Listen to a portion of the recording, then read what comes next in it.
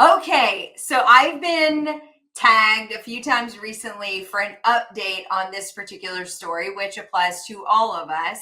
So let's go ahead and tune in for the update. So the FinCEN, which is something we've been talking about, I feel like maybe since January of 2024 when it first came out, was this regulation that came forward for small businesses to have to register through the Department of Treasury.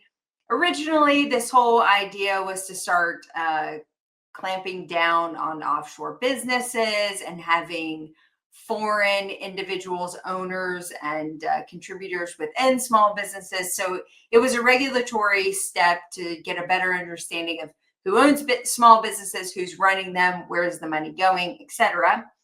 Then it went through an incredible battle through different court systems, particularly in Texas, whether or not this was a necessary requirement and burden for small businesses. Well, here we are.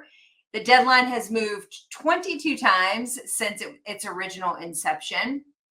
Last update was for February 15th, but as of February 18th, the final settlement date has been settled for March 21st of 2025. Now, I found this whole document actually very readable, number one. So if this is the new thing to come out of the regulatory agencies, I'm actually pretty pumped because it was one of the first government documents that has come forward in a while when I do the news. And I'm like, okay, this makes sense. I can follow the track here. This is normal language. I can see the thought process. So that's number one in my book. But there's a lot of, I would say, nebulous language around whether or not by the end of March 21st, 2025, if all small businesses in the U.S. will still have to I think that the original intent was to look for businesses that were doing nefarious activity or maybe had, an interesting structure that had a lot of offshore monies being moved around. If I'm being really honest, and I don't know about every dental office in the US, but I don't know that we were their original intended market, but we are the unfortunate casualty of regulation. I would not be surprised if I have another update for you in March where small businesses that are not deemed to be security risks, which I think most dental offices will probably fall under that umbrella, might never have to comply with this. So if you haven't done it yet, hang tight. You've got till March 21st, and I might still wait to see how the dust settles. If you have and it doesn't come to fruition, no harm, no foul. I doubt anything will really come of that. If you happen to be dabbling in some nefarious offshore activities, then I would definitely put March 21st, 2025 on your calendar. Now, another interesting story comes to us out of Utah. Utah is now set to be the first state to ban community water fluoridation. We knew that there's been a lot of talk about whether or not states were going to keep up with their water fluoridation programs. And it is going to probably become a more state-specific program, but also more municipality centered, where individual municipalities, you may even start to see this on the voting dockets when our elections come up in the fall. We may see different jurisdictions voting on whether or not they'll keep fluoridation in their water system. Utah, as a state, has come forward with the first bill, House Bill 81, stating that they would adopt a public policy in opposition to the mission of the ADA and that they would remove fluoridation from their water system. Now, this obviously is going to go through whatever process legislatively will be required. We'll still see whether or not that is how Utah settles. And then I would assume municipalities would have some jurisdiction beyond that. But Utah is set to make history by being the first state to ban community water fluoridation.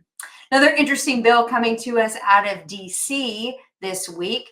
The House has introduced a bill. We've been watching various versions of this bill for, 3 or 4 years now, trying to open up coverage for non-covered services within network providers. So to make some clarity for that particular language, if you go to a dentist and you want to receive care, veneers or some type of cosmetic procedure that's not covered by your insurance company. In years past, a dentist couldn't actually charge the fee for that service. They would either have to downgrade that fee to the contracted rate, even though the insurance company was providing no benefit or coverage for that particular service. Now, 38 states, I believe now, have language in their dental practice acts that prohibit an insurance company to dictate whether or not you have to charge that contracted fee. The caveat, and we've had Greg Grommeyer on here before to talk about this particular nuance in the law, if you are if you see a patient who's operating under a self-insured or a federal plan, they fall under the federal law, and the federal law dictates that you can only charge the contracted rate. So if you see a patient in your office who's on one of the large payer supported programs, it's a state funded plan, or a large PPO plan that's not self-funded by the company, then your state law abides. So if you live in a state where you can charge a fee for a service, whether or not you're in network or not, you're okay. If you see a patient who is self-insured, or the plan that they're providing is self-insured, or they have a federal plan, you may fall under federal jurisdiction, which means if you do a veneer for that patient, you're not allowed to pass through your whole fee. Super nuanced. And oh, by the way, might I also add, if you call the insurance company to ask if that's a self-funded plan, they won't let you know. So what are dentists to do in this particular quagmire that they continue to find themselves in, especially for in-network? Can I charge my full fee? Can I not charge my full fee? Is this self-insured? Is it not? It actually would be quite lovely if the US government would have kind of an all-encompassing rule or regulatory language around this particular nuance, so that dentists could, in good faith, provide estimates to their patients, provide services in which they are due full fee, full disclosure to the patient who agrees to pay said full fee, and provide that high level of service to the patient. Patient wins, doctor wins.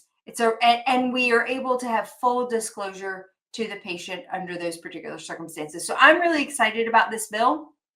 It's actually also being supported by the optometry group as well. So I think they have some similar issues with some of their elective services as well. So it looks like there may be a little bit momentum coming behind this. Fingers crossed that the government's not too busy doing other things to maybe give this a little bit of attention. It's something we've been certainly fighting for within the legislation for quite some time. The ADA seems to be coming forward with strong support, which will help in those lobbying efforts. So we'll continue to see how this works out. Oh, and by the way, they passed a No Surprise Billing Act not that long ago, which means we can't bill patients more than $400 without them knowing that it was going to come beforehand. So all of these things are incredibly important for, frankly, the health and well-being and mental stability of dentists and patients everywhere. And with that, that's the news.